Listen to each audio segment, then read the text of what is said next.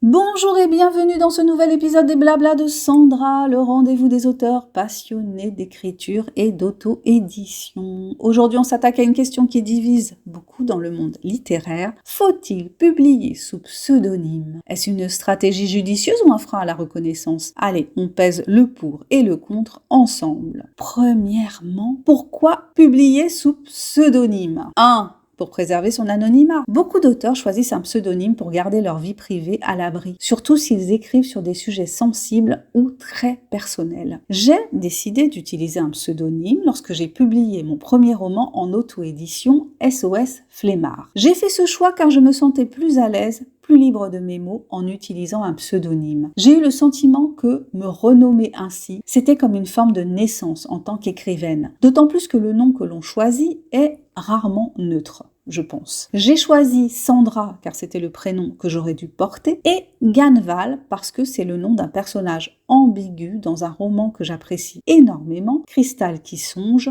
de Théodore Sturgeon. Pierre Ganval est le méchant du livre et il est aussi surnommé le cannibale. Pour ce qui est de l'anonymat, si je le préserve relativement avec l'usage d'un pseudonyme, j'ai fait le choix de montrer mon visage sur les réseaux sociaux. Deuxième raison de publier sous pseudonyme, c'est que cela permet de changer de genre littéraire. Si vous écrivez à la fois de la romance et du thriller, deux pseudonymes peuvent éviter de perdre vos lecteurs. Effectivement, quand on écrit dans un seul genre, il est bien plus facile de se créer une communauté. Les gens savent à quoi s'attendre et ne sont pas surpris à chaque sortie de livre. Quand on aime expérimenter, il n'est pas évident que les lecteurs nous suivent indépendamment du genre choisi. Avoir un pseudonyme selon le genre dans lequel on écrit permettrait de ne pas désarçonner nos lecteurs fidèles. Avoir plusieurs pseudonymes selon les genres dans lesquels il écrivait, ça a été la stratégie de Georges Simenon qui a écrit sous 27 pseudonymes.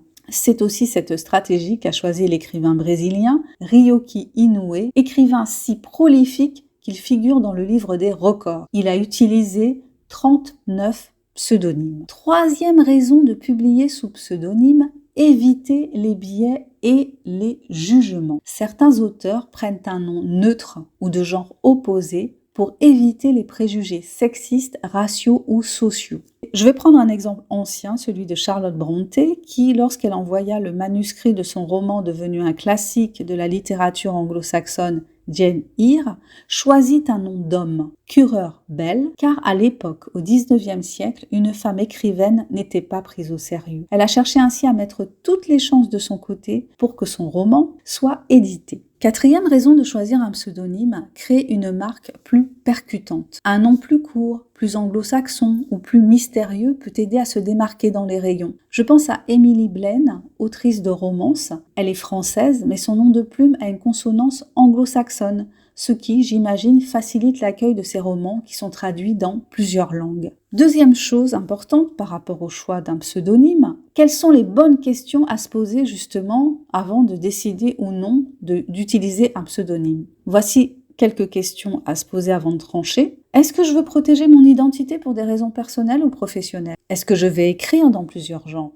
Est-ce que je suis à l'aise avec l'idée de construire une marque autour d'un autre nom? Est-ce que j'ai réfléchi à la logistique, site web, contrat, fiscalité autour de ce pseudonyme? En conclusion, publier sous pseudonyme, ce n'est ni une bonne ni une mauvaise décision en soi, c'est une stratégie parfois, mais parfois cela s'impose à nous parce que c'est plus confortable sur le plan psychologique. Publier, c'est s'exposer et on peut avoir besoin d'un écran pour se protéger, surtout quand on débute, et il n'y a pas à avoir honte de cela. À vous de voir si cette option sert vos objectifs, vos valeurs et votre vision d'auteur. Et de toute façon, il est toujours possible, quand on l'a décidé, de faire son coming out et de se dévoiler et de prendre son vrai nom quand on en a envie. Et vous, est-ce que vous publiez sous votre vrai nom ou sous un pseudonyme? Pourquoi? Partagez, n'hésitez pas, vos réflexions en commentaire. Je vous dis à très vite pour un prochain épisode des Blabla de Sandra. Likez, partagez, abonnez-vous et pensez à aller faire un tour sur ma page Amazon pour découvrir mon dernier bébé de papier, L'amour minimaliste, une romance autour du deuil, de la résilience et de la renaissance, tout en douceur et en sensualité. Bye bye!